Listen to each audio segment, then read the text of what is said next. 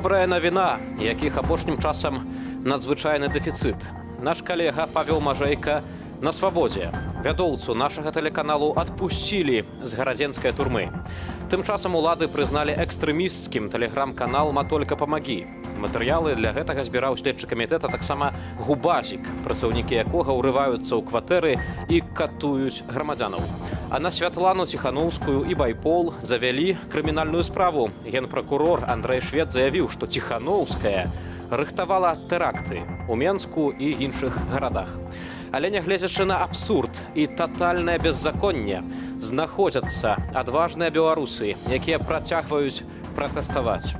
Вітаю, шаноўнае спадарства. З вами Вітаў Ціўчык, гэта студыя Белсат. Запрашаю. Пришла следчая, дала постанову про то, что отпали все подставы для моего затрымання. Вось я на волі, з чым себе віншую.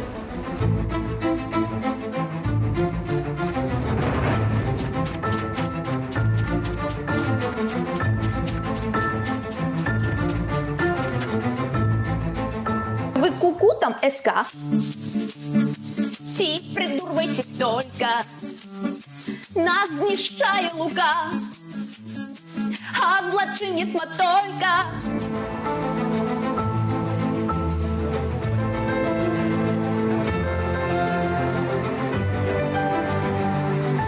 Владимир Непомняшчык асоба вядомая ў горадзе.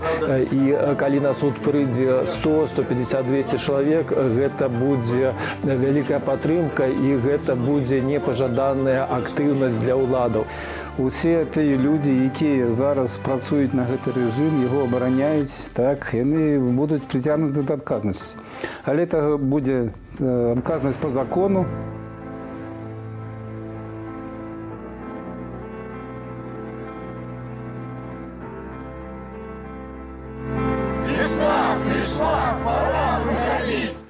Мы ніколі не дапусцім таго, каб наш народ баяўся выйсці на вуліцы. Гэтага дапусціць мы не можам і не маем права, заявіў сёння Лукашенко. Белсат запытаўся на вуліцах сталіцы, ці не страшна выходзіць з дому па сваіх справах падчас пратэставых акцыяў і каго людзі баяцца. Очень страшно. Мы не выходим. Я живу на Пушкинской. У нас там вообще кошмар творится всегда. Поэтому в выходные даже из дома не выходим. Ни я, ни муж, и дети не приезжают к нам. Страх перед правоохранительными органами, потому что зверские поступки совершаются, к сожалению, и это подтверждено уже. То есть это не фейковая информация. И страшно попасть в эту гущу событий и просто потерять ту же учебу, работу в дальнейшем. То есть страшны последствия. Естественно, опасаетесь. Вы же понимаете, почему? Потому что неизвестно, как бы дойдешь ты до дома или нет.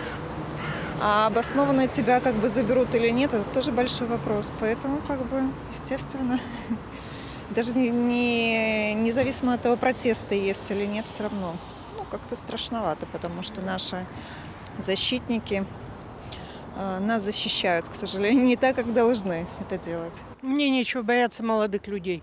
Они очень доброжелательные. Улыбаются все. Так что мне не страшно. Как показала практика, во многих случаях даже не надо быть каким-то участником протестов, чтобы загреметь на то же Окрестино или дальше по этапу. Поэтому просто опасаешься оказаться не в том месте, не в то время. Как бы гарантии вообще сегодня 100%, наверное, нет ни у кого. Конечно, если там я вижу, вот как в субботу задерживали просто прохожих, конечно, за свою безопасность все-таки опасаюсь. А мирными протестами ничего не сделаешь. Вот все, что я хочу сказать. И поэтому я считаю, что вот эти мирные демонстрации, беспорядки ни к чему не приведут. Положительного результата, я думаю, это не даст. Вот. То есть здесь надо радикальные меры. Если хотим что-то поменять, то здесь надо радикальные меры. Это мое мнение. Опасность, то, что могут задержать, как бы обычный человек будет идти, он работает, к примеру, здесь, или еще что, ему просто надо там быть в этот момент. А его могут задержать ни за что и приписать то, что он там участвовал в несанкционированном мероприятии, и все. Поэтому вот и угроза. У Берасці пачалі судзіць партызанаў. Справу разглядае сумна вядомы суддзя Ленінскага раёну Берасці Александр Семянчук, які даўно спецыялізуецца ў палітычных працэсах. Большасць фігурантаў гэтай справы ўжо больш як 5 месяцаў застаецца ў ізалятары нумар 7 у Берасці. 2 чалавекі пад хатнім арыштам. Гэтак званае следства заяўляе, што 2 дзясяткі чалавек выраблялі манекены, якія увасаблялі працаўнікоў міліцыі, а потым іх вешалі, а таксама палілі шыны, білі шкло, спрабавалі вывезці са строю чыгуначны транспарт. На першым судовым паседжанні да справы Яўгена Комбуля, Максіма Пыцеля, Вольгі Сыраваткі, Наталлі Барынавай, Аліны Муратавай, Сергея Красоўскага, Владзіміра Кацюбкі далучылі справы Сергея Сіліча і Максіма Сілюка, ды аб'ядналі іх у адзін працэс. Ужо зараз з намі на сувязі спадар Андрэй Шарэнда, актывіст Еўрапейскай Беларусі, які назіраў за паседжаннем. Вітаю вас. Вітаю. Спадар Андрэй, ведаю, што, як заўсёды, прадстаўнікоў незалежных медыяў не пусцілі на гэты працэс, і ўвогуле вельмі цяжка было туды прабіцца. Што адбывалася цягам дня? Ну, на этот процесс в Оголе было просто анекдотично на конт того, кого допускали. Одразу, ну, милициаты на выходе одразу попередили, что будут спускать спочатку родных. Ну, пропустили, разумело, спочатку адвокатов родных. Ну и натурально, что... Ну, натурально, первый раз я бачу, что они просили предъявить паспорт при выходе. И причем только коли прозвище совпадало с тем, что с прозвищем виноваченных, они тогда только запускали. Но такая анекдотичная ситуация была, что проходила женщина, она сказала: вы кто, родная? Я кажу: да, родная. А чему у вас прозвище не совпадает? Она кажу: а я теща. Ну и я говорю, натурально, что ее не пустили в суд, и она была в этом вельми там засмученная, вельми ображенная. Ну, так само не пустили на суд нават мужа одной из виноваченных. Ось такі справи робляться. А што ви... Ну, анекдотична ситуація на конт до допуску до посідження. Ну, це просто фактично судове посідження, ну, якби теоретично не з'являється відкритими, але насамрэч потрапіць туди простым чалавекам не можа. Спадар Андрэй, хацеў бы таксама паразмаўляць пра ліст ад вашай жонкі, спадарні Паліны Шарэнда-Панасюк, які прабіўся публічнасці з-за сценкаў. Спадарня Паліна была затрымана яшчэ 3 студзеня і з таго часу была ў ізалятары ў Берасці, потым яе перавялі ў Менск, таксама перавозілі яе на псіхіятрычную экспертызу ў Навінкі. Увесь час вось так з яе здзекваліся, і прабіўся ліст, у якім яна распавядае пра катаванні у берасцейскім СІЗА нумар 7. Я зараз зачытаю урывак. 10 верасня мінулага года выйшаў дадатак нумар 1 да загаду нумар 55 начальніка СІЗА нумар 7 Берасця. Згодна з пунктам 31 і 2 устанаўліваецца парадак дня, паводле якога зняволеных абавязваюць заставацца ў сядзячым становішчы з 6 гадзінаў да 22. Фактычна 16 гадзінаў, а за спробы прылегчы пагражаюць карцерам. Нават у здаровых зняволеных ужо праз некалькі дзён з'яўляюцца праблемы са страўнікам, болі хрыбетніка, пачынае скакаць ціск. Медычную дапамогу ў гэтых выпадках у СІЗА ў поўнай меры не аказваюць, лечаць сімптаматычна. Таксама распавядала спадарня Паліна пра харчаванне. Практычна Гароніна прысутнічала толькі ў 20-х днях студзеня. Спадар Андрэй, вось, калі ласка, распавядзіце вось пра адвагу спадарні Паліны. Яна напісала такі ліст, вось, знаходзячыся сама ў застенках, ведаючы, што за такую праўду можа быць. Ну, зразумела, тут мало того, что ціск на Паліну працягваецца, экспертиза, якая праходзіла, скончылася, але замест того, каб этапировать яе ў Берасці, ее этапировали на Валадарку, у СІЗО нумар 1, и там уже одразу высветлілася, что там она уже одразу по этапированию туды у СІЗА нумар 1 нібыта паспела нешта парушыць, ей было назначено 10 суток карцера. То есть вот тут в этом момент адчуваецца гэты ціск. Ну, а насамрэч, вяртаючыся до этого листа, сапраўды гэта мужнасць адправіць такі ліст. Гісторыя, як гэты ліст дабіраўся даволі таксама вельмі доўга. Яна перадала праз сукамерніц. У нас сукамерніца павінна была выходзіць, і толькі такім чынам ён патрапіў на волю. Таксама варта дадаць, што сам ліст быў датаваны 24 лютага, і толькі... Так, цэлы месяц ён дабіраўся да волі. Але той факты, што яна праводзіла, яна ўжо даўно агучваліся шматкімі з людзьмі. Сапраўды, тое, што адбываецца пасля выбараў, то што змены, які введзены ў СІЗА, то я так разумею, што змена введзена не толькі СІЗА номер 7, номер города Берест, але і іншых СІЗА. Ну, то можна сказаць, што бесчалавечныя умовы, асабліва що тычыцца жанчын. Тому што, напрыклад, у СІЗА сядзяць, у Паліны у СІЗА сидела цяжарная жанчына, і можна ўявіць, як ёй там 16 гадзін на суткі знаходзіцца ў сидячым стане. І прычым сидзець трэба не нейкай мяккай канапе, а на металічных лістах альбо на дошках. Зразумела, што катаванне. Я так разумею, што збольшага это ліс, это просто крык адчаю не толькі Паліны, а ўсіх зняволеных, які зараз знаходзяцца ў 7 СІЗА. Спадар Андрэй, а ці ўвогуле яшчэ хоць нейкая інфармацыя ад Паліны трапляе на волю? Ці штосьці вось вядома пра ейны побыт? У яе было, калі яшчэ она знаходзіцца на экспертызе, да яе быў адвакат, ён наведала. Тады на той час, это было тыдзень таму роўна, Паліна пачувала сябе добра, перадавала всім прывітанне, вельмі дзякавала за тыя паштоўкі і лісты, які прыходзілі тут на экспертызу да яе. Прыйшло хіба некалькі сотняў лістоў і паштовак і віншаванняў з днём народзінаў. Просто не ўсе яе яшчэ перадалі, не зразумела, што будзе з астатнімі. Паліна баявы чалавек, яна яе так просто не зламаць, яна до конца будзе падтрымлівацца сваёй лініі паводзінаў, до конца будзе супрацьстаяць. За кратамі яна будзе супрацьстаяць этому режиму Лукашенка. Спадар Андрэй, прыміце, калі ласка, такія зычэнні моцы ад усіх нармальных людзей Беларусі.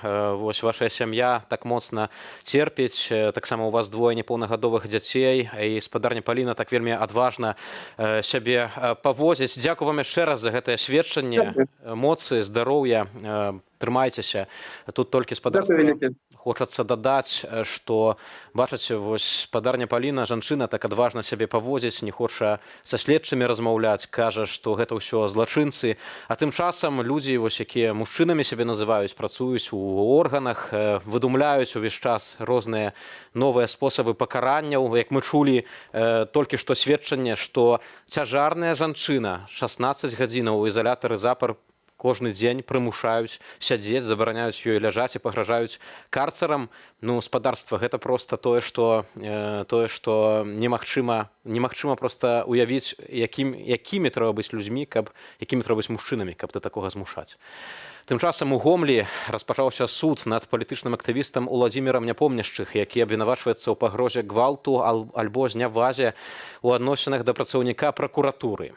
Страх перад вялікім і гучным падтрыманнем прызнанага палітвязнем 68-гадовага гомельца вымусіў улады схаваць паседжанне ў засценкі гомельскага СІЗА і, зразумела, зрабіць суд закрытым. Працэс таму і закрыты, што улада нічога не можа сказаць, акрамя таго, што яна павінна, так сказаць, у нагоду іншым, так, на будучыню, а будучыня улады вельмі такая туманная і вядома, што непрыемная, так, і таму улада таким чином ведет змагання с этими людьми. Доказательной базы, я уверена, что там никакой нету. Ее настолько нету, что они даже вот эти скрытые суды не могут провести. Поэтому в СИЗО это более безопасно. Там конкретные люди, да, конкретное время. То есть я даже сомневаюсь, что этот процесс сам по себе будет. Там зайдут и выйдут, скорее всего. Вот. А по поводу адвоката, у нас же сейчас как делается? Подписку берут, а не разглашение. Справа абсолютно высмоктанная с пальца. Ніяких подстав відавочных ніхто не заўважае. І, безумоўна, гэты працэс быў узбуджаны толькі для таго, каб збіваць у Гомелі актыўнасць. Уладзімір апошнія гады быў адной з найбольш заметных у горадзе асоба, поэтому выбор паў на яго. І гэта такі паказальны працэс для таго, каб запалохваць актывістаў. Што тычыцца, чаму закрыты, зноў жа Уладзімір Няпомняшчых асоба вядомая ў горадзе. І калі на суд прыйдзе 100, 150, 200 чалавек, гэта будзе вялікая падтрымка і гэта будзе непажаданая актыўнасць для ўладаў. Поэтому яны спачатку поставілі суд на 25 сакавіка, потым зразумелі, што 25 сакавіка людзі прыйдуць на гэты працэс, не толькі 25 сакавіка, но і адпаведна яны перанеслі і закрылі увогуле для прысутных, зрабілі замест публічнага суду суд закрытым. Таксама толькі што стала вядома, што праваабаронцы ў Беларусі прызналі палітвязнямі яшчэ 20 чалавек. Цяпер гэты статус маюць ажно 325 асобаў. І таксама вось навіна літаральна, што палітвязня Міколу Дзядка на 9 сутак змясцілі ў карцар толькі за тое, што на прагулцы ён хтосьці крыкнуў «Жыве Беларусь», ён адказаў «Жыве». І за гэта чалавека на 9 дзён памясцілі вось у гэты бетонны мяшок. Зноў гэта нянавісць да ўсяго беларускага з боку сістэмы. Між тым, Дмітрый Вашкаў, сябра ініцыятыўнай групы Святланы Ціханаўскай, падчас перадвыбарчай кампаніі збіраў подпісы ў Віцебскай і Гомельскай абласцях, вёў пікеты. Яго затрымалі 27 верасня ў Гомлі на мірнай акцыі пратэсту. Цяпер Дмітрый у статусе падазраванага ў межах крымінальнай справы за ўдзел у масавых беспарадках, нібыта. Дома яго чакаюць жонка Святлана и сын Микита. Хотел справедливости, потому что с каждым годом все вот это вот у него как-то вот накапливалось, свое видение, отношение вот к политике. Вот. У него своя точка зрения, у него свое мнение было всегда. Вот. И получается, как-то оно само собой. С каждым годом этот клубок, вот комок нарастал, вот когда лавина катится, и вот постоянно вот увеличивается. А потом он стал смотреть стримы Сергея Тихановского вот, на канале «Сторона для жизни». Пару раз сам участвовал в этих стримах, один раз просто как наблюдатель, второй раз там даже интервью небольшое Сергею давал. И все, и потом, когда началась вот эта вот предвыборная кампания, когда Сергей стал искать людей, он записался в добровольцы, и вот как-то с того момента все и началось. В конце августа нас стали преследовать, не преследовать, а караулить. Вот. Охранять. Димы-то дома не было, но 2 недели у нас день и ночь стояли 2 кареты. Нас, получается, вот под наблюдением мы были. И с того момента у меня вот стресс, у меня начались панические атаки. Да, это было. Я никогда не думала, что панические атаки – это вообще реальность. Я теперь знаю, что это такое. Это на самом деле очень страшно.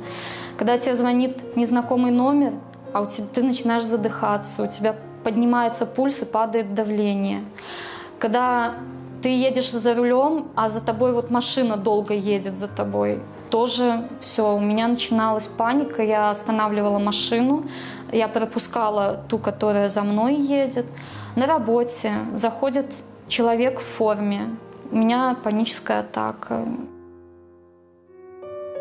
Все это как бы тяжело вывозить было одной. Особенно, когда еще сын, и каждый вечер там ложимся спать, и сын говорит: «Мам, а я так по папе скучаю». Вот, и мы лежим перед сном, я его укладываю, и он говорит: «Мам, мне папа сейчас нужен, а не через 8 лет, например, когда мне будет 18. Я ему пишу о жизни, пишу какие-то интересные моменты из жизни, веселые.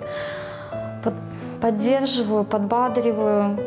То, что жду его, то, что верю в победу, вот, что все будет хорошо. Мечтаю о нашем будущем. Так как письма идут с непонятными задержками, то рискну поздравить тебя с днем рождения. Заранее. Не могу читать. Моя дорогая, родная, любимая Светуля, поздравляю тебя с днем рождения. Ты мое веселое мартовское солнышко.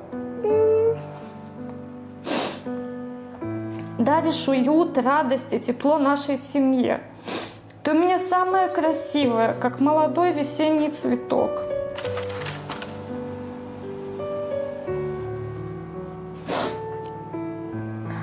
С наилучшими пожеланиями к тебе и нашему Никитенку, ваш добрый папка. Вот как-то так.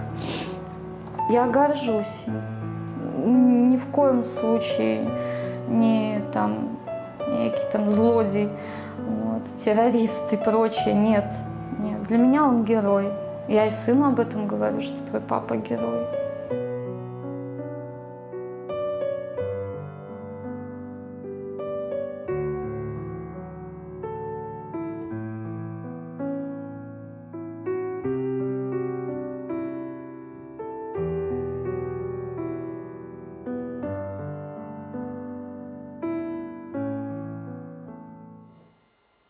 Віктор Бабарыка з-за кратаў заклікаў уступаць у сваю партыю «Вместе» або «Разам».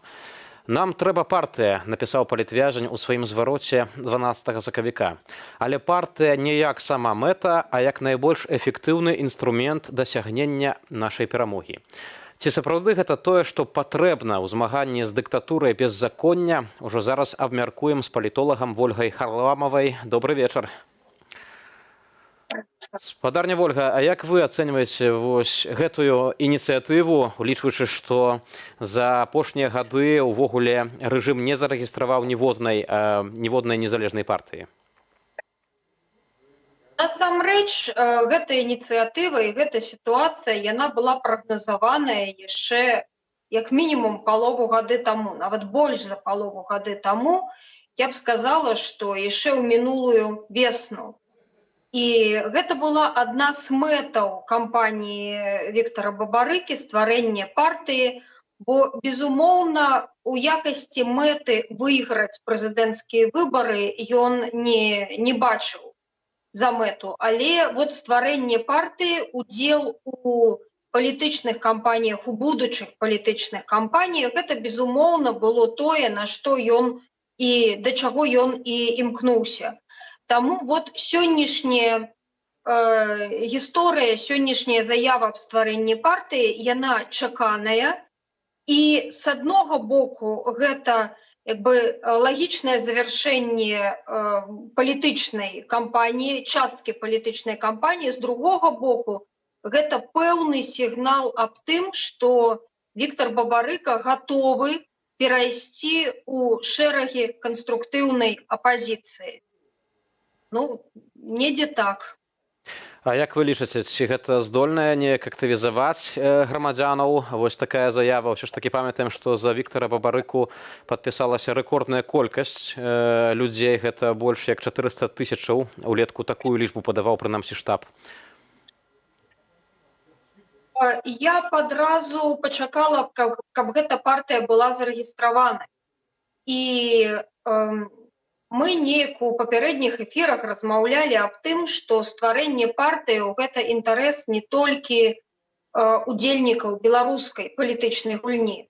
Гэта інтарэс яшчэ і Расійскай Федэрацыі. І стварэнне прарасійскіх партыяў гэта тое, у чым зацікаўлена Расія. І казалася аб тым, што неважна, як гэта партыя будзе называцца. Вместе, разам, мы тут, яшчэ як заўгодна. Самае галоўнае, хто за гэтай партыяй стаіць, хто з'яўляецца кіраўнікамі партыі.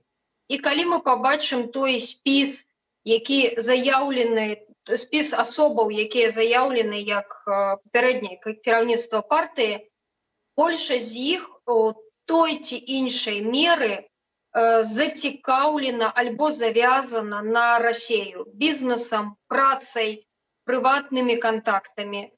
Таму вось мы зараз падыходзім да таго, аб чым казалось неаднаразова апошнія месяцы, што вот яны партыі ствараюцца, і гэта партыі, у якіх зацікаўлен не толькі Віктар Бабарыка, да, у гэтых стварэнні такіх партый зацікаўлена ў тым ліку і Расія.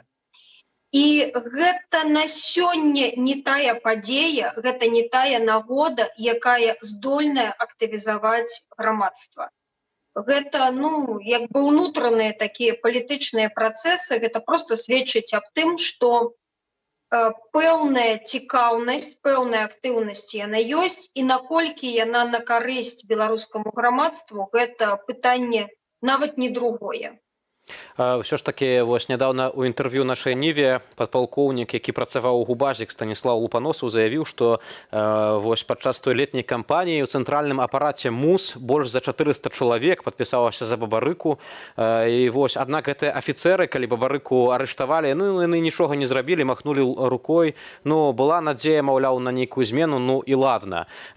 І ўсё ж такі вось ці гэта сведчыць пра тое, што у самой сістэме вось людзі, якія засталіся ў самой сістэме, ўсё ж такі сочаць менавіта за Віктарам Бабарыкам, сочаць за ягонымі такімі заявамі, і што гэта на іх неяк уплывае.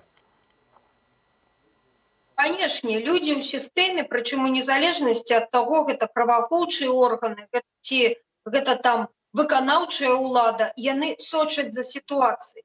Больш за тое, я б сказала, што сярэдняе кіраўніцтва выканаўчай улады альбо не кіраўніцтва, а шэраговыя сябры праваахоўчых органаў, у іх ёсць пэўная зацікаўленасць у зменах. Толькі я не ўпэўнена, што іх зацікаўленасць, што іх бачанне зменаў, яно адпавядае нашаму бачанню зменаў. Яны в масе сваёй досыць актыўна сочаць у бок усхода, глядзяць у бок усхода, а не ў бок захада альбо ў бок незалежнасці. Таму што яны то якраз цудоўна разумеюць, што становішча кіраўніцтва ў Расіі, становішча прадстаўнікоў праваахоўчых органаў у Расіі у параўнанні з беларускімі, яны такія больш перспектыўныя, больш смачныя для функцыянераў.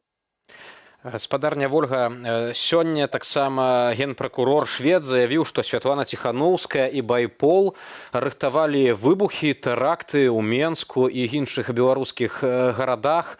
Прытым гэта зроблена пасля таго, як сам Байпол напярэдадні Дня волі заяўляў, што ўлады рыхтуюць нейкі тэракт для таго, каб вось зладзіць нейкую правакацыю. Ну, здаецца, абсурднае абсалютна абвінавачванне з боку генпракуратуры, ды зрэшты і раней былі крымінальныя справы і супраць Ціханаўскай, і супраць Байпол, то навошта ўвогуле вось яны зараз так сябе паводзяць?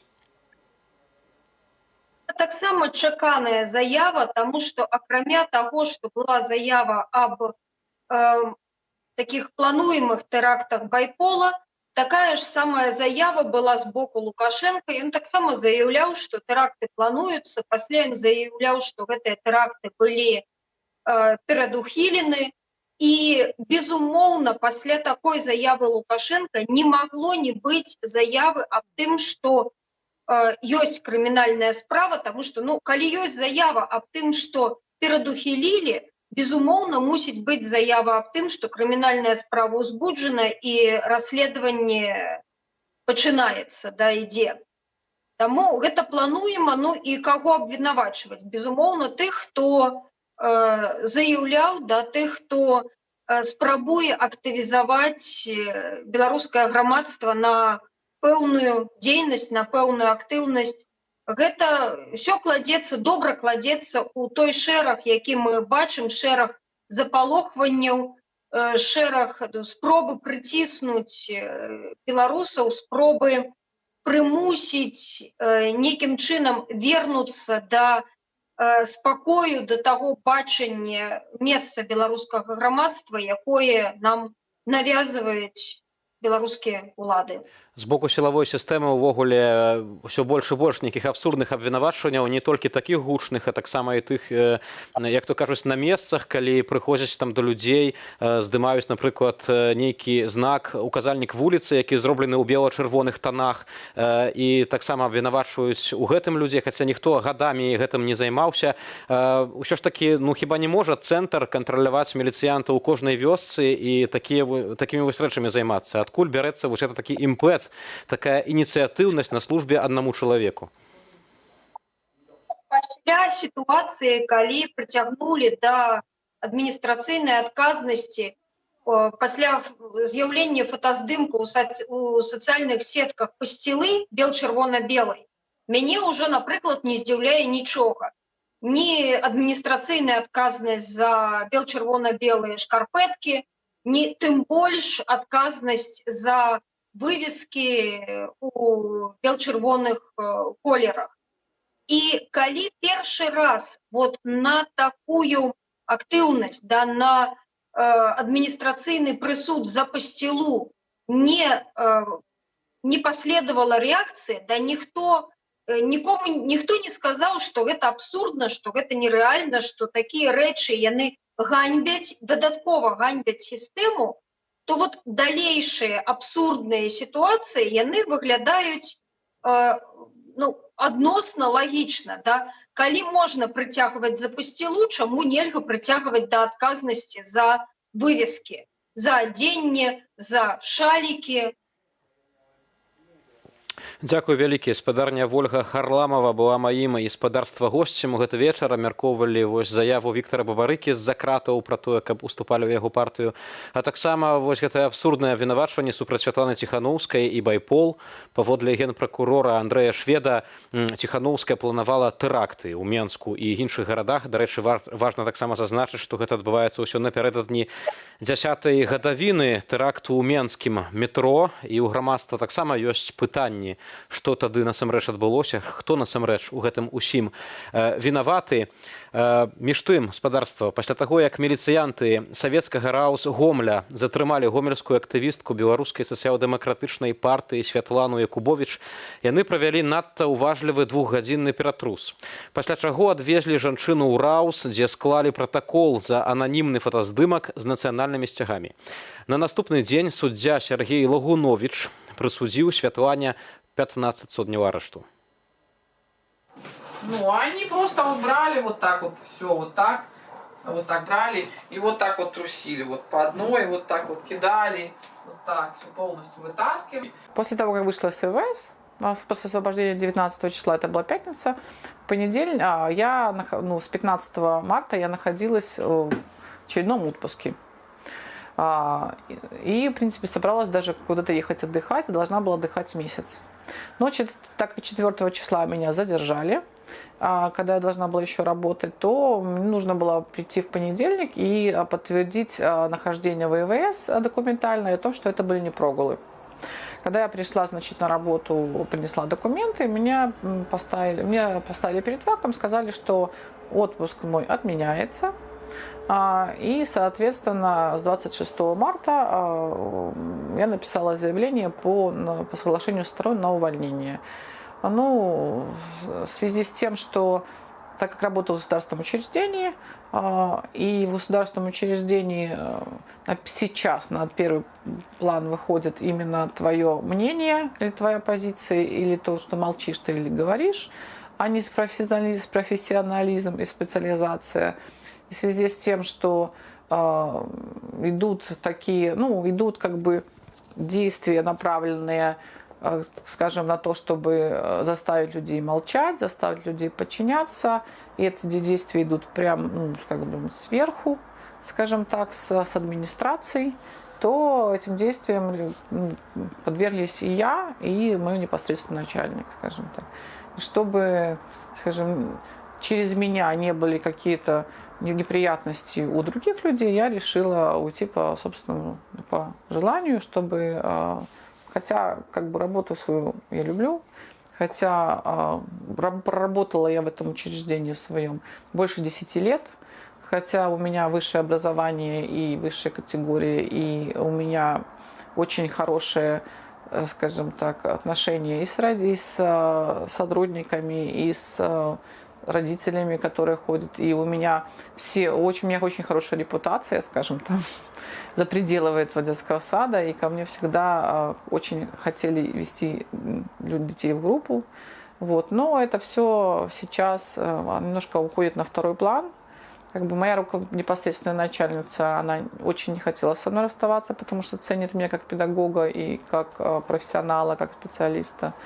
Но на данный момент все это решается не в учреждении, скажем, дошкольного образования, а, скажем, на более высшем уровне, где не учитываются все остальные кадры и все остальные твои, скажем, заслуги или какие-то твои там чины. Я думаю, что люди, которые привлекаются по 2-3 23-34, а сейчас уже статью поменяли, 24-30, сколько там, 23. Это люди, которые не думающие, это люди, которые не просто же плывут по течению, а они думают. И они видят, что нужно что-то менять, и они видят, что нужно хотя бы говорить. Они эти люди, которые не молчат, они не будут подчиняться прямым указаниям, которые противоречат логике и здравому смыслу.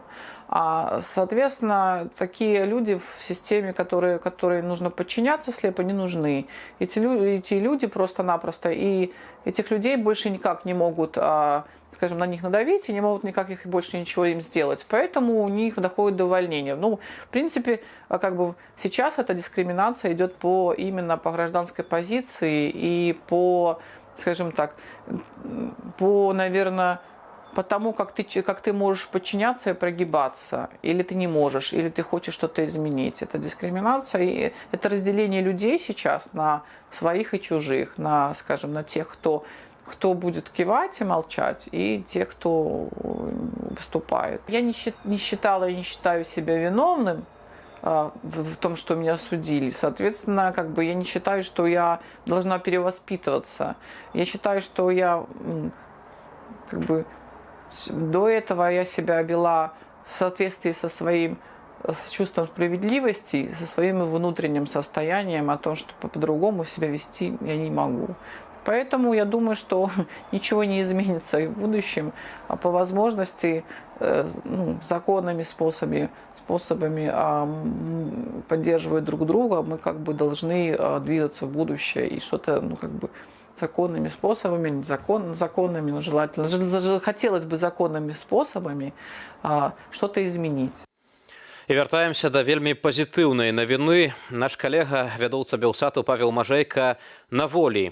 Але крымінальная справа за нібыта рэабілітацыю нацызму застаецца. Генпракуратура завяла яе на нашага калегу нібыта за тое, што на выставе ў гарадзенскім цэнтры гарадскога жыцця, уласнікам якога ёсць Павел, прысутнічаў партрэт антыбальшавіцкага пасляваеннага партызана Яўгена Жыхара. На аўтара карціны Алеся Пушкіна таксама завялі крымінальную справу. А ўжо зараз з намі на сувязі Павел Мажэйка. Павел, вітаю і віншую з вызваленнем. Вітаю, дзякуй. Я толькі хацеў бы паправіць, нема справы крымінальнай супраць мяне і супраць Алеся Пушкіна. Ёсць справа крымінальная как бы по факце. То бок мы яшчэ не з'яўляемся толькі падазраванымі па гэтай справе. Вось. І хацеў бы таксама адразу, можа быць, забегаючы да вашага пытання, просто сказаць, што не павінна быць ніякіх ілюзій адносна таго, што мяне сёння вызвалілі. Гэта, канешне, такі асабіста для мяне вельмі прыемны і важны момант, што якраз здаровы сэнс перамог. І я вось сёння пасля 3 сутак фактычна чакання таго, ці застануся я ў турме надалей, ці выйду, все ж таки апынуўся на свабодзе. Але трэба таксама разумець, што, напрыклад, мае сябры, калегі з Саюза палякаў Беларусі, яны таксама па гэтым самым артыкуле сядзяць ужо ў Менску, ў турме. Іх такая самая санкцыя ад 5 до 12 гадоў. І таму нас таксама з Алесем Пушкінам могуць у любы дзень зноў жа гэту справу ўжо ушчаць супраць нас. Мы будзем зусім юридычным статусе і таксама можам атрымаць тыя 5 ад 5 до 12 гадоў. Я, канешне, хацеў бы думаць, што маё вызваленне сёння такое нечаканае. Гэта можа быць нейкі знак таго, што знак таго, што палітычныя рэпрэсіі, не ведаю, пераходзяць у Беларусі пераходзяць некую іншую стадыю. Магчыма, яны будуць запавольвацца, але зноў жа паўтаруся, што пакуль што гэта адзіны момант, які такі вось, прыемны асабіста для мяне, але грамадная колькасць, сотні людзей, калі не тысячы, сядзяць у палітычных артыкулах у беларускіх турмах, і не трэба пераставаць змагацца за іх вызваленне. Сапраўды так, але я думаю, што ўсе цешацца, хаця б калі прынамсі адзін чалавек выходзіць на волю, і мы ўсе хочам, каб усе людзі, якія нявінна кінутыя за краты, вядома, выйшлі на волю. Але нават калі вось адзін чалавек, як ты выходзіш, гэта для ўсіх беларусаў цяпер свята. Павел, вось ты сам узгадаў пра тое, што такі самы артыкул фігуруе вось у справах супраць сяброў Саюзу палякаў на Беларусі, арыштаваныя Анжэліка Борыс, Анджэй Пачобут. А вось калі цябе затрымоўвалі, ці ўвогуле, вось як было твоё затрыманне і што гаварылі пры затрыманні, якая прычына? Ну, было ўсё вельмі проста, таму што мяне выклікалі найперш у міліцыю паразмаўляць па выставе, нічога не прадбачыла, што будзе такі як бы жорсткі працяг. Вось, але фактычна ў міліцыі я не пабыў, не ведаю, пару секунд, мяне адразу пад аховай павялі ў пракуратуру, дзе взялі тлумачэнне, а прокурор горада праз там нейкі час просто паказаў, вынес пастанову аб узбуджэнні крымінальнай справы з такім там складаным тэкстам, які, мне здаецца, што ён альбо цалкам скапіяваны, альбо ён зроблены на аснове інфармацыі, якая была ў такіх дэструктыўных тэлеграм-каналах розных, там як слівы, і таксама трошкі з Вікіпедыі таксама, вось. І пасля гэтага мяне ўжо перадалі ў следчы камітэт, дзе я там фактычна быў да паловы, ну, фактычна да 11-12 гадзін ночы, ўжо адтуль перавезлі ў гарадзенскую турму. А ці звязваеш ты вось сваё затрыманне з тым, што Владзімір Каранік не так даўно у жывым эфіры заявіў, што вось яго расстрайвае, маўляў, пазіцыя цэнтру гарадскога жыцця ў горадні. Там нейкі чалавек патэлефанаваў і вельмі з такой мовай нянавісці ажно выказваўся пра гэты цэнтр, казаў, што гэта вось рассаднік, прабачце за цытату, бел-чырвана-белай заразы, і чаму ён яшчэ існуе ў горадні. Вось ці ты звязваеш гэта папросту са словамі, можа быць, кіраўніка гарадзеншчыны? Видите, я хацеў бы, карыстаючыся нашай размовай, запрасіць кіраўніка вобласці Караніка якраз наведаць цэнтр гарадскога жыцця, дзе ён ніколі не быў. Ён зможа сам пабачыць на ўласныя вочы, не трэба ім карыстацца там нейкімі даносамі, на ўласныя вочы, як працуе такі культурна-грамадскі цэнтр, які незалежны, прычым які спрабуе абсалютна не карыстаючыся дзяржаўнай падтрымкай, в пэўным сэнсе выконваць таксама функцыі дзяржавы, прасоўваць беларускую культуру, мастацтва, навуку, гісторыю. Таму я думаю, што калі б ён прыйшоў хаця б на одну прэзентацыю какой-нибудь кнігі класнай беларускай чарговай, то ён бы дакладна забраў бы свае словы назад. А што тычыцца гэтай наогул як бы усёй справы, і чаму такі артыкул абраны, не толькі супраць мяне, там, Алеся Пушкіна, але таксама і супраць, яшчэ раз паўтаруся, Саюза палякаў, кіраўніцтва Саюза палякаў. Мне здаецца, што зараз спрабуюць, ведуць такую палітыку, замазаць нармальных людзей, замазаць вось такімі нібыта страшнымі рэчамі, якіх называюць там тэрарыстычныя артыкулы, экстрэмісты, зараз супраць нас рэабілітацыя нацызма. То есть замазаць настолькі, каб такая ідэя, я так думаю, што іншыя людзі, бачучы нас, баяліся да нас звярнуцца, баяліся зайсці ў такія вось цэнтры, як у нас. Але з таго, што я таксама бачу, кантактуючы з рознымі людзьмі, гэта абсалютна не працуе.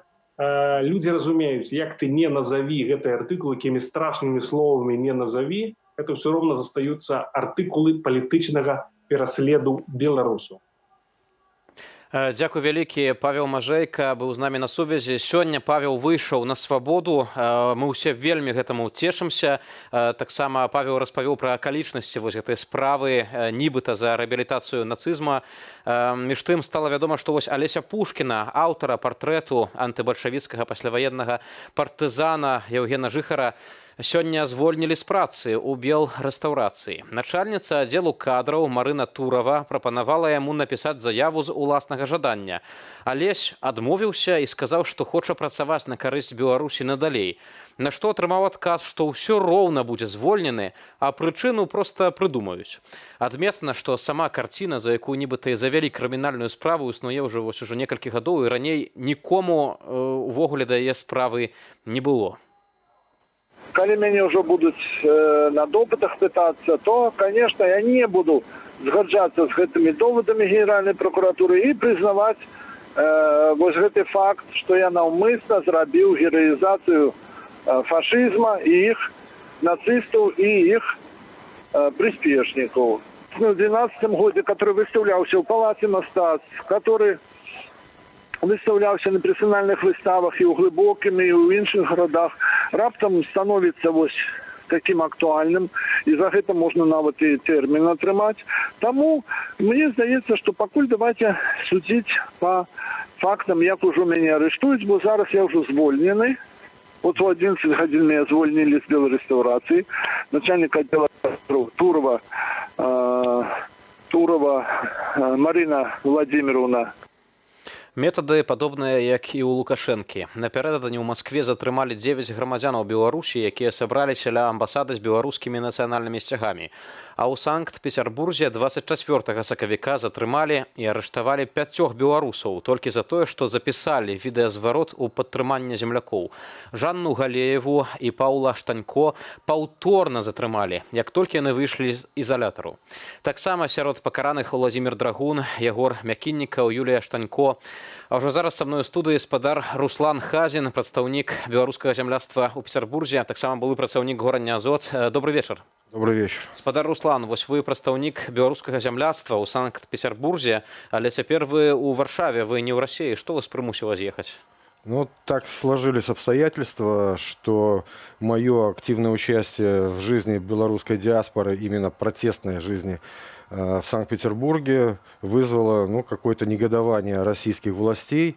И, возможно, по наводке со стороны белорусских властей ко мне пришли силовики, представившись представителями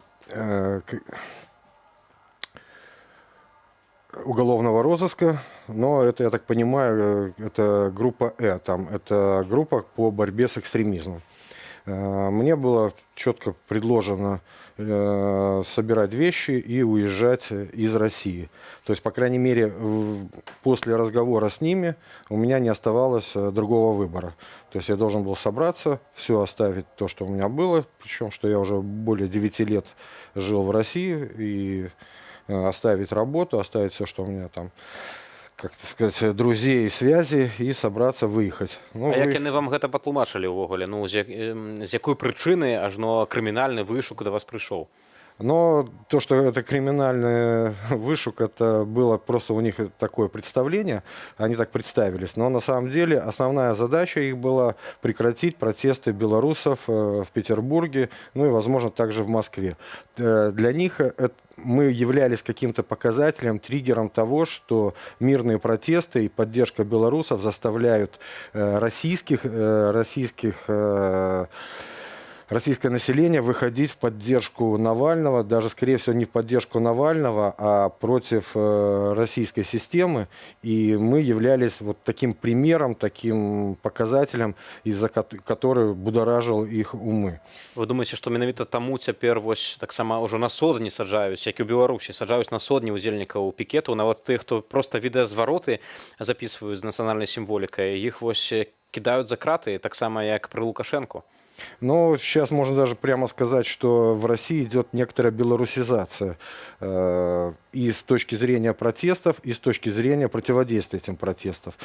То, что творилось в Беларуси, когда людей уже задерживали и сажали просто лишь бы набрать там очки какие-то, это постепенно переходит уже, как мы видим, и в Россию. Буквально на днях какой-то из руководителей силовых структур заявил, что силовики на территории России с ними хорошо сотрудничают в смысле выдачи и задержания белорусских протестовцев, а вот европейские не хотят с ними сотрудничать. Но он, так сказать, порадовался тому, что, вот что Россия, как союзное государство, находится вот в хорошем с ними взаимодействии. Но, видимо, только вот взаимодействие с точки зрения репрессивных каких-то мер. Палітологи вось не раз гаварылі, што ўвогуле рэжым Лукашэнкі, тое, што адбываецца ў Беларусі, гэта такі у нейкім сэнсе эксперымент над беларускім народам, гэта такое поле выпрабаванняў для самой Расіі і для рэжыму Владзіміра Пуціна. Вось паглядзець, што Лукашенко можа ў Беларусі зрабіць, і потым гэта перанесці ў Расію. І Пуцін увесь час як бы падтрымліваў Лукашэнку на працягу гэтых гадоў. Таксама ведаю, што спадар Руслан, вы вешалі таксама бел чырвона-белы сцяг на славуты Ісакіўскі сабор. Вось і за гэтую акцыю вас таксама каралі. Да, это было, да, и как раз мы это делали вот с Владимиром Драгуном, который сейчас находится под административным арестом на 9 суток, и он объявил, кстати, голодовку. Насколько сейчас не знаю, я знаю, что у него со здоровьем не очень хорошо, и ему вызывали врача, но вот он вроде как отказался от медицинской помощи, но ребята вроде как попытались договориться сейчас с руководством СИЗО, где он находится, чтобы допустили туда к нему, ну, на какие-то уговоры, чтобы он отказался от голодовки. Но на сегодняшний день, вот на сегодняшний момент, по крайней мере, я не знаю, чем закончилось, договорились или нет, но зная Володю и его, так сказать, упорство в достижении цели, я думаю, что он, несмотря на то, что у него плохое здоровье, он будет добиваться своего. Дело в том, что как раз-таки именно вот за ту акцию, которую вменяют ребятам, ставят в вину, его на этой акции не было. И несмотря на это, он был все равно наказан на 9 суток как организатор этой акции. Хотя везде мы постоянно объявляем и говорим, что у нас нету организаторов, нет руководителей, все приходят именно по велению сердца, совести, то есть по личному желанию. Никто никого не заставляет. И поэтому тот костяк петербургской диаспоры, который остался и постоянно приходил вот ежедневно на эти протесты, это люди, которые приходили только по своему личному желанию. Это то, что им велела их совесть. Мы сапраўды бачылі вось гэту такую настойлівасць і такі прыклад, можна сказаць, мужнасці, калі так доўга вось цягнецца гэты перыяд, а ўсё роўна вось штодня ёсць у інтэрнэце відэа з Санкт-Петербургу, як людзі звяртаюцца, перадаюць вітанні землякам. Вось вы кажаце, што гэта такі беларусы сталі папросту для расейцаў прыкладам свабоды, і гэта вось таму, на вашу думку, раззлавала расійскія ўлады. А вы думаеце, ці можа быць такое, што умоўна хтосьці з сістэмы Лукашэнкі расейцаў попросил, каб переследовали белорусов на территории России? Нет, но это вполне вероятно был заказ. Официально там было обращение некого господина Ковалева, проживающего, вернее, он зарегистрирован в Витебской области, но так отдаленно не можем точно мы утверждать, вроде как проживает на самом деле в Минске. И мы вот даже нашли его аккаунт, он опубликовали в наших соцсетях. Именно по его, так сказать, кляузе, что почему белорусские жители, вернее, граждане Беларуси, проживающие на территории Петербурга, позволяют себе выступать, и причем было написано с экстремистскими флагами, экстремистской символикой. Хотя с правовой точки зрения бело-красно-белый флаг и герб погоня не является экстремистской символикой, и нигде никем это не признано. Абсолютно, і ўвогуле гэта, можна сказаць, нават абраза нас, беларусаў, называць наш нацыянальны сцяг нейкім экстрэмісцкім. Спадар Руслан, ведаю, што вы таксама працавалі вось на горадні Азот раней, калі даведаліся вось у жніўні, потым у кастрычніку пра тое, што быў страйк, забастоўка на горадні Азот. Напэўна, у вас было такое пачуццё гонару за былых сваіх калегаў? Конечно, первоначально, когда начинали бастовать, у меня, и кроме того, что была гордость за них, я надеялся, на самом деле, что все-таки Гродно будет таким, и Гродно Азот именно триггером, именно началом вот этого забастовочного движения, самым мощным. И я даже записывал несколько обращений для своих коллег, отсылал им и общался со стачкомом, но учитывая многие вот факторы, эта стачка не переросла в такую вот полную остановку предприятия и не дала такого, скажем так, цепной реакции дальше по Беларуси. Но все возможно. Насколько мне известно, я продолжаю общаться со многими бывшими своими коллегами. Бывших коллег не бывает. То есть с теми, с кем работал, поддерживаю дружеские, приятельские, хорошие отношения. И я знаю настроение на предприятии. Думаю, что у нас все получится. Тем более, что стачка – это единственный, наверное, более-менее нормальный рычаг, бескровный, для того, чтобы можно было повлиять на власть. Это ўвогуле, бадай, можа, адзінае, што засталося вось такое нявычарпанае сярод мірнага пратэсту, менавіта забастоўка. І бачна, што ўлады гэтага баяцца, бо зараз яны хочуць дазволіць працадаўцам звальняць людзей з працы толькі проста за заклік да забастоўкі, хаця гэта забаронена Канстытуцыяй, таму што Канстытуцыя кажа, што людзі маюць права на забастоўку, гэта абсалютна нармальна, за гэтыя правы яшчэ ў 19 стагоддзі змагаліся. І ўсё ж такі памятаем, вось тыя дні, таксама ў жніўні, напрыклад, у горадні выходзіла 16 жніўня 30 000 нават 40 тысячаў давалі такую лічбу чалавек. Ну а цяпер вось улады сабе дазваляюць кожны дзень, просто кожны дзень увесь час пакутуюць свабодныя людзі, увесь час гэта ціск, рэпрэсіі. Вось на вашу думку, вось што нам, беларусам, цяпер рабіць? Вось што усяму беларускаму грамадству? Як нам ўсё ж таки можна выйсці, каб не стаць сапраўды Паўночнай Карэяй? Но это единственное, только лишь каким-то образом объединяться, потому что каждое действие поодиночке, но власть, она строилась долгие годы, 26 лет практически строилась вертикаль, которая создала именно мощную систему, репрессивную систему.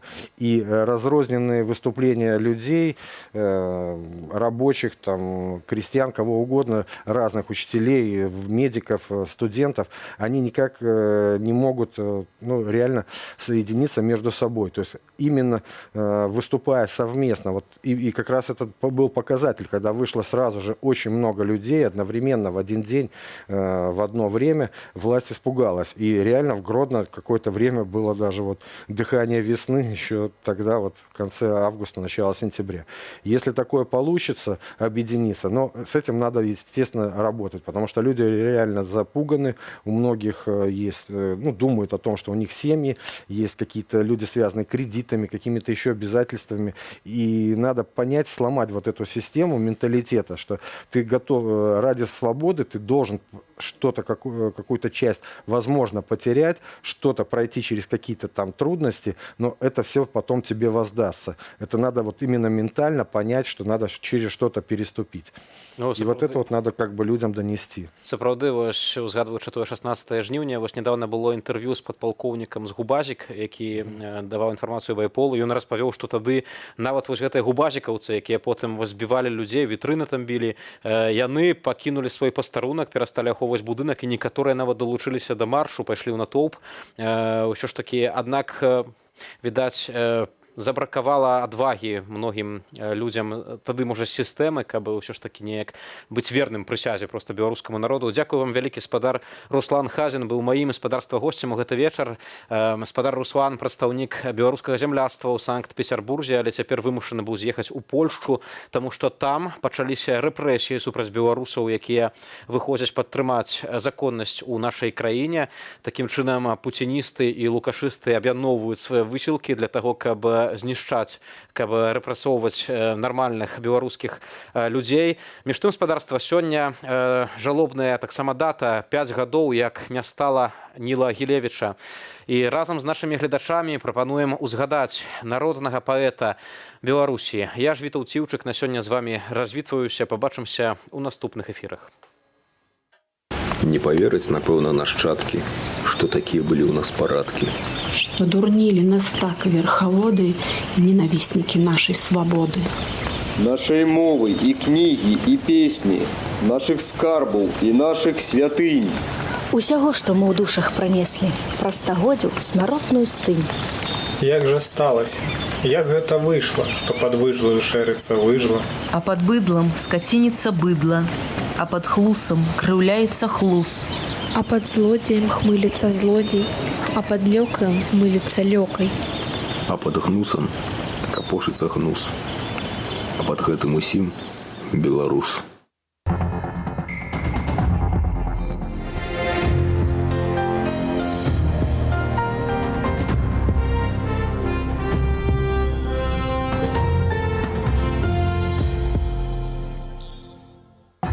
Свабода слова не нясе пагрозы нацыянальнай бяспецы Беларусі. Гэткая заява прагучала ў новым дакладзе міжнароднай праваабарончай арганізацыі Human Rights Watch пра рэпрэсіі супраць журналістаў. Іншыя навіны панядзелка раскажам ужо зараз у аб'ектыве. З вамі Юлія Лабанова. Добрый вечар. І пахвала і ўзнагарода. Новыя падзякі Лукашэнкі Губазіку. Молодцы, просто ребята молодцы. Раскрыли очередное преступление террористической направленности. Пераслед за картину. У 16:00 выкликали, пришла следчая, дала постанову про то, что отпали все подставы для моего затрывания. Павел Мажейка на воле, але крымінальныя справы не спынілі. Больш за 100 паседжанняў, суды над затрыманымі на акцыях, ды не толькі.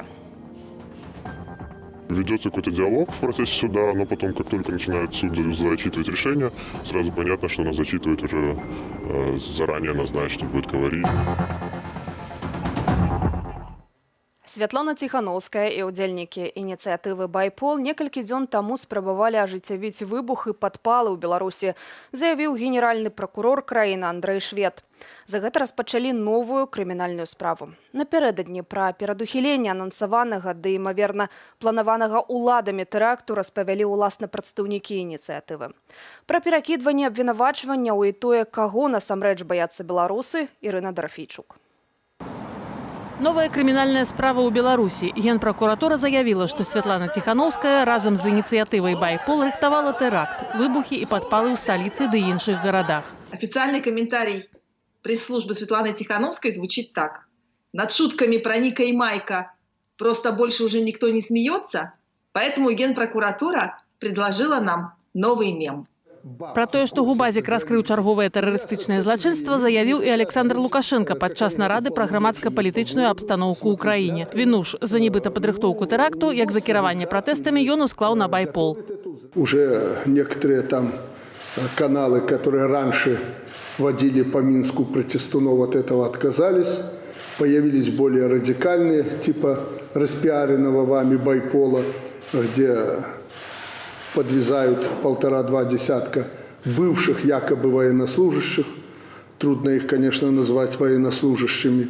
Вы видите эти призывы к радикализации. Ініцыятыва «Байпол» назвала абвінавачванні хлуснёй і адзначыла, што некалькі дзён таму публічна папярэджвала пра падрыхтоўку ўладамі правакацыі з выбухамі. «Байпол» сёння найбольш раздражняе ўлады, адзначае палітолог Павел Усаў. Ініцыятыва не толькі паказвае, як можна змяняць палітычны лад шляхам выкрыцця злачынцаў, але і дэмаралізуе сілавыя структуры, што працуюць на Лукашэнку. Конечно же, «Байпол» збольшага дае грамадству магчымасць прасочваць, якія адбываюцца працэсы ўнутры структураў, якая там дэзарганізацыя або валодае інфармацыяй. Такі выцек інфармацыі небяспечны і для Лукашэнкі, і для самых сілавых структураў, адзначае палітолог. Таму менавіта на дыскрымінацыю «Байполу» скіраваныя сёння высілкі ўладаў. Улады ствараюць сваю картину свету, сваю сістэму бачання праблемы, у якім яны жывуць і якім яны хочуць, каб жылі тыя людзі, якія давяраюць уладзе. У гэтых умовах улада абяцае абараняць сваіх. Адпаведныя захады нібыта ўключаць у закон пра дзяржабарону, ад асабістых целаахоўнікаў для сілавікоў і аж да змянення іх знешнасці пры патрэбе. Павел Усаў называе такія заявы паказушным клопатам улады. Уладам неяк трэба рэагаваць ідэалагічна, палітычна. І вось робяцца такія заявы, што дзяржава абароніць сваіх прыхільнікаў, сваіх сябраў любымі метадамі, але збольшага гэта, канешне, абсурдная заява і фактычна гэта немагчыма рэалізаваць, больш таго гэтага ніхто не будзе рабіць. Паклапаціцца улада абяцае не толькі пра сілавікоў. Мы ніколі не дапусцім, каб наш народ баяўся выйсці на вуліцы, заявіў Лукашенко. Але народ ужо баіцца, але баіцца акурат тых, хто мае яго абараняць. Страх перед правоохранительными органами, потому что зверские поступки совершаются, к сожалению, и это подтверждено уже. Как показала практика, во многих случаях даже не надо быть каким-то участником протеста, чтобы загреметь на то же Окрестино. Независимо от того, протесты есть или нет, все равно как-то страшновато, потому что наши защитники нас защищают, к сожалению, не так, как должны. Не так, як павінна, абараняе сваіх грамадзянаў і дзяржава. Замест таго, каб прыслухацца да пратэстоўцаў, прапаноўваецца змяніць заканадаўства. Напрыклад, дазволіць працадаўцам звальняць работнікаў за заклікі да палітычных страйкаў.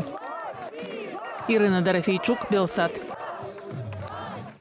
Журналіст і вядоўца Белсату, кіраўнік гарадзенскага цэнтру гарадскога жыцця Павел Мажэйка на волі. Яго затрымалі за карціну на выставе, якая на меркаванне пракуратуры рэабілітавала і апраўдвала нацызм. На карціне выява ўдзельніка антыбальшавіцкага пасляваеннага падполля Яўгена Жыхара. Аўтара ж партрэту знакамітага мастака Алеся Пушкіна сёння звольнілі з працы. Працягне Ігор Станкевіч. Няма падставаў для далейшага ўтрымання пад вартай. З такой фармулёўкай журналіста Павла Мажэйку вызвалілі з гарадзенскай турмы. Яго затрымалі 26 сакавіка ў межах крымінальнай справы за рэабілітацыю і апраўданне нацызму. Іх пракуратура горадні убачыла ў персанальнай выставе мастака Алеся Пушкіна, якая праходзіла ў гарадзенскім цэнтры гарадскога жыцця, а менавіта ў партрэце удзельніка антыбальшавіцкага пасляваеннага падполля Яўгена Жыхара. Я спадзяваўся, што некае рашэнне будзе прынята бліжэй там позняй ночы, таму што трое сутак пройдзе, а вось у 16:00 выклікалі. Прыйшла следчая, дала пастанову пра тое, што адпалі все падставы для майго затрымання. Вось я на волі, з чым сябе віншую. Самой крымінальнай справы пракуратура пакуль не спыніла, а Паўла Мажэйку, журналіста Белсату і ўладальніка цэнтру гарадскога жыцця у любы момант могуць выклікаць ізноў. Паша, ну раскажы, як яно?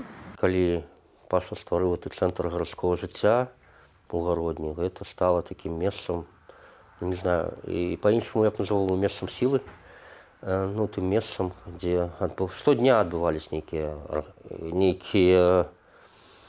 імпрэзы, штодня адбываліся нейкія сустрэчы, штодня былі нейкія журналісцкія рэчы. Павал ёсць толькі ўладальнікам цэнтру гарадскога жыцця, дзе адбывалася гэтая выстава. Як бы не ставіцца да асобы спадара Жыхара, прымяняць артыкул крымінальнага кодекса, паводле якога пагражае 5 до 12 гадоў зняволення, ну гэта абсалютны тэрор. Пра крымінальную справу сам аўтар карціны мастак Алесь Пушкін даведаўся, калі быў у Кіеве. Нягледзячы на заклікі застацца, ён вярнуўся на радзіму. 27 сакавіка ў ягонай хаце ў вёсцы Бобр прайшоў ператрус. А сёння белрэстаўрацыя разарвала з мастаком гадавы кантракт, які падпісала 9 сакавіка сёлета. Я не буду згаджацца з гэтымі довадамі Генеральнай прокуратуры і прызнаваць вось гэты факт, што я наўмысна зрабіў гераізацыю фашызма і іх нацыстаў і іх прыспешнікаў. Цяпер у 2012 годзе, который выстаўляўся ў палаце мастацтв,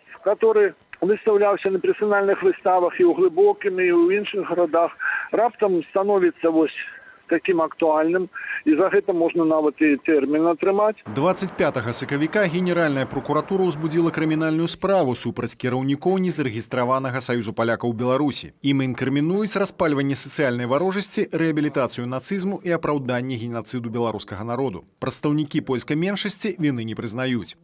Ігор Станкевич, Белсат. Напярэдадні Дня волі Святлана Ціханаўская заклікала распачаць пратэставую вясну. На яе зварот перадусім адгукнуліся сілавікі, запаланіўшы горад спецтэхнікай і аўтазакамі 25 і 27 сакавіка. Масавасці на вуліцах беларускіх гарадоў не назіралася. МУС адрапартавала пра нулявую актыўнасць. Праваабаронцы ж пры гэтым зафіксавалі 500 затрыманых. Над імі сёння прайшлі судовыя працэсы. Марэля Дакуцька працягне.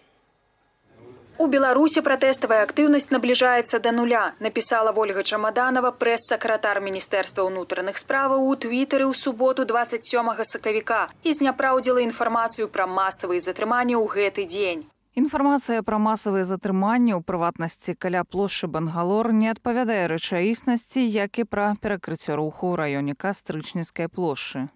Акурат на плошчы Бангалора другой гадзіне ў суботу быццам бы быў прызначаны збор пратэстоўцаў пасля дэмаршу на Дзень волі. І хоць вялікай колькасці людзей тут не назіралася, на месца сцягнулі аўтазакі і спецтэхніку. Нягледзячы на сцвярджэнне афіцыйнай прадстаўніцы МУС пра адсутнасць пратэставай актыўнасці, праваабарончы цэнтр «Вясна» паведамляе пра амаль 500 затрыманых 25 і 27 сакавіка. Что это такое? Сёння ж суды пачалі раздаваць прысуды за ўдзел у несанкцыянаваных акцыях. Гэтак 15 сотняў арышту атрымаў Александр Дзяшкевіч, які паводле жонкі выйшаў у краму, а апынуўся ў Кастрычніцкім РУС. В вопросах РОВД, когда проводились, его историю, которую он рассказал дважды или трижды, я уже не помню, сколько он сказал за суд, ее не написано, ее нет. Ну и то, что он женского рода в протоколе, это, естественно, мужчина 1,92 м, под 100 килограмм веса, он очень похож на женщину. И то, что они не могут описать, в чем он находился. Если он находился в рыжих, вообще вельветовых штанах, которых видно издалека. Человек, который пойдет на протест, навряд ли будет так одеваться. Столькі ж прысудзілі хлопцу, якога забралі з прыпынку ля плошчы Бангалор і абвінавацілі ва ўдзеле ў несанкцыянаванай акцыі, быццам бы ён ішоў у натоўпе і выкрыківаў лозунгі. На суде были вопросы по свидетелям, по его показаниям, они не сходились с протоколом. Но это все не важно. То есть это все ведется какой-то диалог в процессе суда, но потом, как только начинает суд зачитывать решение, сразу понятно, что она зачитывает уже заранее, она знает, что будет говорить, и в этом момент мыслительный процесс останавливается, она просто озвучивает. 15 сотняў за непадпарадкавання атрымаў Андрэй Шаўчэнка, працаўнік шпіталю МУЗ. Яго забралі ў суботу недалёк ад станцыі метро Кавальская Слабада. Сваёй віны хлопец не прызнаў. На паўмесяцы зняволення асудзілі артыстку аркестру тэатру оперы і балету Анастасію Пятрову. Паводле дзяўчыны яна ішла з сябрам у піцэрыю пасля спектаклю. Аднак у пратаколе значыцца, што Анастасія крычала «Жыве Беларусь». Агулам сёння адбылося болей за 40 адміністрацыйных працэсаў. Прысудзілі агулам больш за 650 сотняў арышту і адзін штраф памерам 870 рублёў. Марыля Дакуцька, Белсат.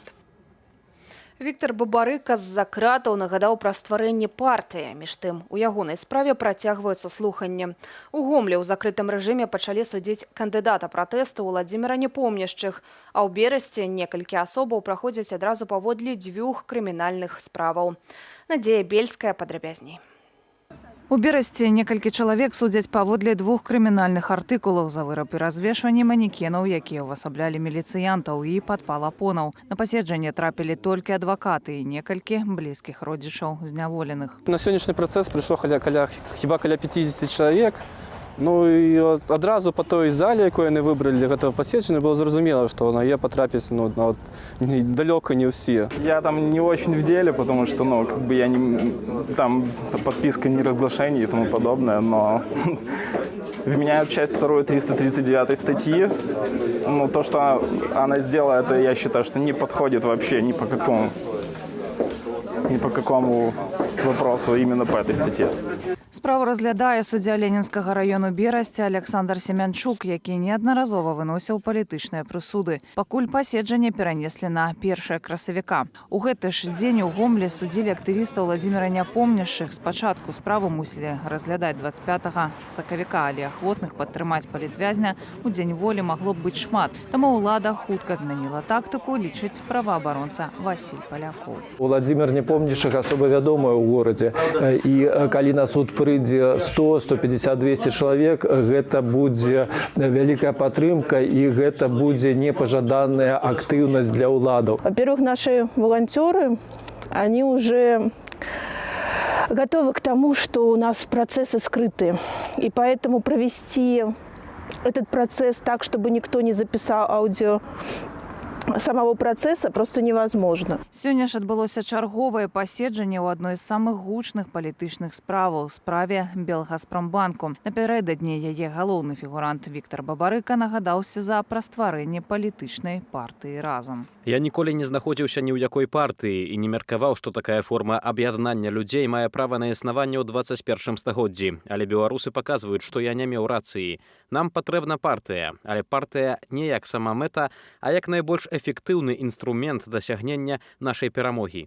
Партыя нашага будучага, заснаванага на праўдзе, дабрыні і свабодзе. На сённяшнім паседжанні ў справе Белгазпромбанку суд адхіліў некалькі хадайніцтваў абароны, весці поўны пісьмовы пратакол паседжанняў і дапытаць у якасці сведак 2 грамадзянаў Латвіі. Паводле следства Бабарыка праз іх ажыццяўляў інкрымінаваныя яму дзеянні. Надзея Бельская, Белсат. На одну забароненую крыніцу інфармацыі больш. Цяпер у рэспубліканскі спіс экстрэмісцкіх матэрыялаў дадалі тэлеграм-канал «Матолька памагі». Дагэтуль 19 сакавіка следчы камітэт распачаў крымінальную справу ажно паводле 4 артыкулаў супраць стваральніка каналу Антона Матолькі, ды аб'явіў яго ў вышук. Як стала вядома, рашэнне прызнаць канал «Матолька памагі» экстрэмісцкім суд партызанскага раёну сталіцы вынес яшчэ 23 сакавіка. Ад моманту знаходжання ж у базе экстрэмісцкіх матэрыялаў рэпост або спампоўванне на тэлефон або камп'ютар публікацыяў з тэлеграм-каналу будзе прыраўноўвацца да распаўсюду і захоўвання экстрэмісцкіх матэрыялаў.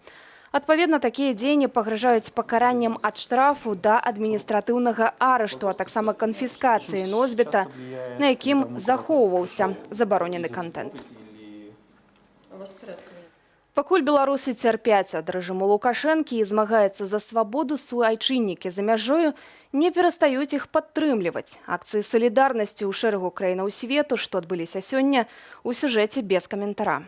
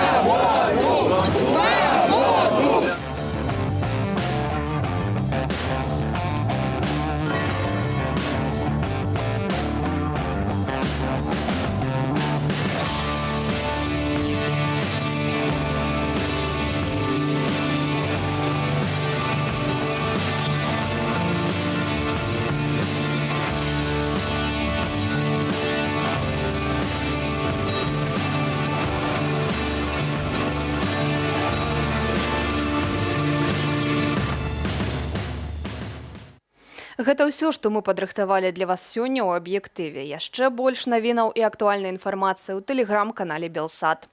Эфір жа працягне праграма «Размова». У новым выданні Владзімір Мацкевіч разам з прадстаўніком Каардынацыйнай рады Іванам Кравцовым раскажа пра склад палітыкаў, што найэфектыўней бы правёў перамовы з Лукашэнкам.